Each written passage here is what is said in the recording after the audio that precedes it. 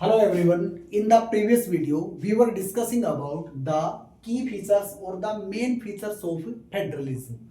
So the very next feature is courts have the power to interpret the constitution and the powers of different levels of government. Students, in the previous video, I told you all that none of the level of government can unilaterally be change the legal provision of the constitution.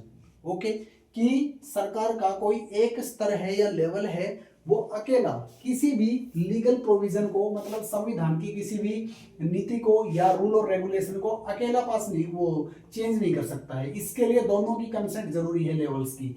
इसका मतलब ये हुआ कि जब भी कोई constitutional provision को interpret करने की बात आती है, उसको अमेंड करने की बात आती है, या फिर गवर्नमेंट के किसी एक लेवल को की पावर्स को चेंज करने की बात आती है, या उनको इंक्रीज और डिक्रीज करने की बात आती है, तो फिर उसके लिए कोर्ट्स इसके अंदर स्टेप इन करता है। तो this permission is given to only courts in our country and the highest court of justice act as an umpire in this case. Okay, courts have this power to interpret the constitution, कि संविधान में जब भी कोई काट छांट करनी है, अमेंडमेंट करना है, सरकार के किसी एक लेवल में कोई चेंज करना है, उसकी पावर्स को लेके, उसके ज्यूरिसडिक्शन को लेके, उसके अधिकार क्षेत्र को लेके, तो ये कोर्ट्स के पास ये पावर है कि वो ऐसा कर सकते हैं। उसके बाद आता है sources of revenue for each level of government are clearly specified to ensure its financial autonomy. अब रेवेन्यू का मतलब क्या है कि जो भी उनके पास जो बजट है या जो पैसा है, जो उनको पब्लिक वेलबींग पे जो खर्च करना पड़ता है, ठीक है, वो सारा का सारा उसका जो सोर्स है, मतलब जितना भी धन व्यय करना है, उसके ऊपर खर्च करना है, इन्वेस्ट करना है, मतलब तो उसके लिए जो सोर्सेज है, स्रोत है, वो कहाँ से होंगे, मतलब वो किसके ऊपर डिपेंड होंगे। तो इसका मतलब ये हुआ कि उनके पास क्लियरली स्पेसिफाइड है ये, मतलब कि वो अपनी फाइनेंशियल ऑटोनॉमी है, वो उनके खुद के रेवेन्यू से ही क्या कर सकते हैं, एडजस्ट कर सकते हैं। They need not depend neither on the central level of government और ना किसी और दूसरी लेवल ऑफ के सरकार के, मतलब इसके ऊपर डिपेंड होना पड़ता है उनको। कहने का मतलब ये है कि इनकी खुद की जो रेवेन्यू का सोर्स है वो क्लियरली स्पेसिफाइड है, जिसके अंदर से वो अपना क्या कोई भी पब्लिक वेलबींग के ऊपर खर्च करना पड़ता है, वो वहां से एडजस्ट कर सकते हैं।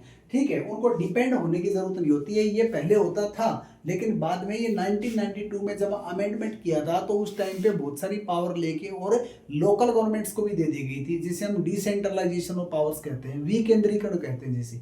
तो अब क्या कर दिया गया है, विकेंद्रीकरण कर दिया गया है, जिसके लिए इन्हें आपस में एक दूसरे पर डिपेंड ना होकर इनकी सेल्फ डिपेंडेंसी है। कहने का मतलब they are completely clearly specified to ensure their financial autonomy as per the constitution। उसके बाद आता है the federal system thus has dual objective। तो याद रखना है, एक संघीय व्यवस्था के अंदर हमेशा दोहरा उद्देश्य होता है, डबल ऑब्जेक्टिव्स होते हैं, मतलब ड्यूअल ऑब्जेक्टिव होते हैं। पहला तो ये कि to safeguard and promote the unity of the country, भाई देश की एकता को संभाल कर रखना और उसको प्रोमोट करना, मतलब यूनिटी ऑफ द कंट्री है उसको प्रोमोट करना, एकता को बढ़ावा देना। ठीक है, चाहे कितनी भी डाइवर्सिटी हो कंट्री के अंदर, उस सब के बाद भी देश एक होना चाहिए हर एस्पेक्ट में। दूसरा, टू एकोमोडेट रीजनल डाइवर्सिटी, और जितनी भी क्षेत्रीय विभिन्नताएं हैं, जो रीजनल डाइवर्सिटीज है, जो डिफरेंसेस है ऑन वेरियस बैकग्राउंड्स, उनको एकोमोडेट करना, so that everyone can live with harmony with each other, सब लोग एक दूसरे के साथ मिलकर रह सकें। तो ये एक फेडरल सिस्टम का ड्यूअल ऑब्जेक्टिव होता है। After that I want to tell you all that an ideal federal system, of ideal का मतलब होता है एक आदर्श संघीय व्यवस्था, मतलब उसके हमेशा दोनों एस्पेक्ट होते हैं, एक दो पहलू होते हैं। कहने का मतलब ये है कि एक तो म्यूचुअल ट्रस्ट, मतलब म्यूचुअल ट्रस्ट का मतलब होता है आपसी भरोसा। ठीक है, कि जब भी जितने भी लोग हैं, सबके अलग अलग बैकग्राउंड्स हैं, अलग अलग उनकी पृष्ठभूमि है, उसके बाद भी वो म्यूचुअली एक दूसरे पे ट्रस्ट करें, और दूसरा एग्रीमेंट टू लिव टुगेदर, और एक दूसरे के साथ रहने के लिए एग्रीमेंट करें, समझौता करें, या अपने आप को या एक दूसरे से प्रोमिस करें, जैसे कि अभी हो रहा है अपने कंट्री के अंदर। अभी रह रहे हैं सब हार्मनी के साथ, कोई ऐसी बात नहीं है कि जिसके अंदर फेडरलिज्म की स्पिरिट है वो टूट रही है।